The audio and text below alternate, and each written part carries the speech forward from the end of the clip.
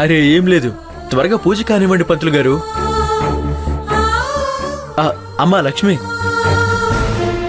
పాపం షుగర్ పేషెంట్లు చాలా మంది ఉన్నారు. నువ్వేదో మాట్లాడాలని అందరినీ ఎందుకు ఇబ్బంది పెడతావు? ముందు పూజ కానివ్వండి, అందరం కలిసి భోజనం చేద్దాం. పంతులు గారు మీరు పూజ కానివ్వండి. పదండమ్మా, అందరూ పదండి. త్రిపుర నడు. అమ్మా, లక్ష్మి ఏదో చెప్పాలనుకుంది కదా, పూజల నుంచి లేచి మరీ విషయం చెప్పాలనుకుందంటే ఇంపార్టెంట్ అయ్యే ఉంటుంది.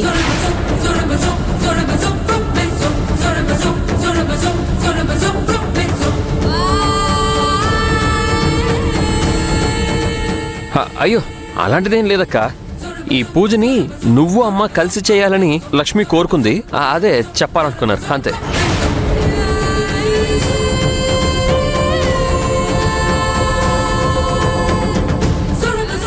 ఇందులోపై నాన్న కళ్ళు తిరిగి పడిపోయారు అంతే. అవునా?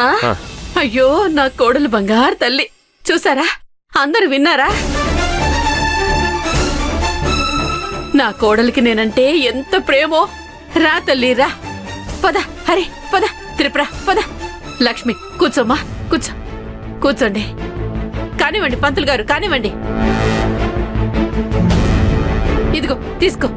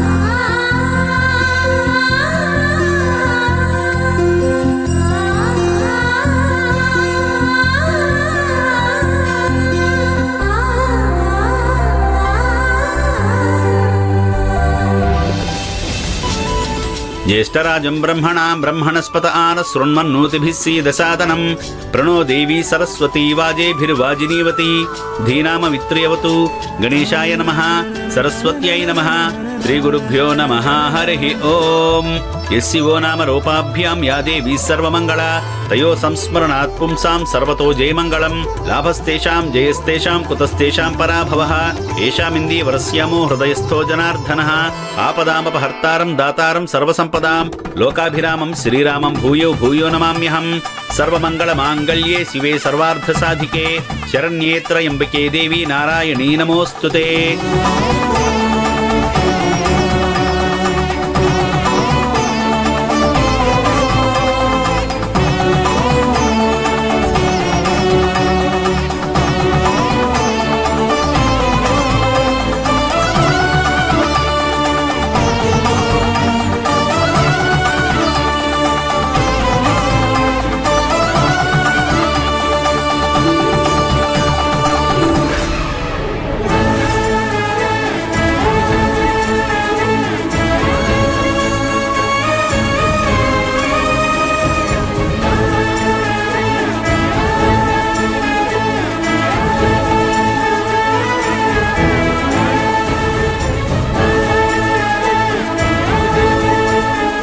ఈ రోజుల్లో ఇలాంటి కోడలు దొరకడం నిజంగా నా అదృష్టం.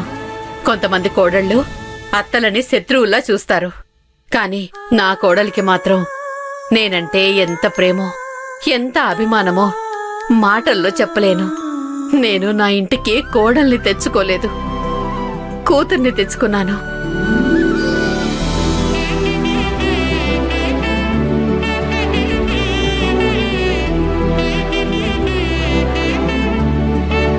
తను కూడా నన్ను అత్తలా కాదు అమ్మలా చూసుకుంటుంది.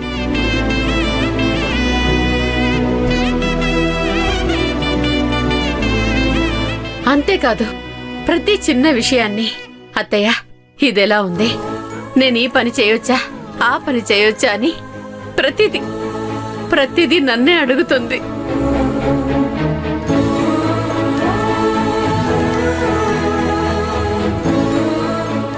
నిజంగా ఇలాంటి కోడలు రావడం నా అదృష్టం.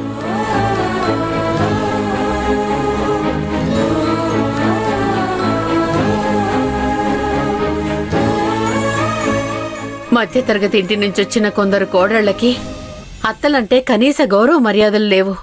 కానీ నా కోడలు కోటీశ్వర్ల ఇంటి నుంచి వచ్చినా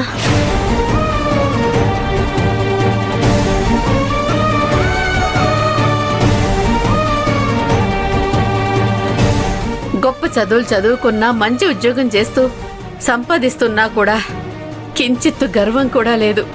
అత్తగారంటే గౌరవ మర్యాదలు మెండుగానే ఉన్నాయి. అలాగని నా కోడలు ఒట్టి చేతులతో రాలేదు.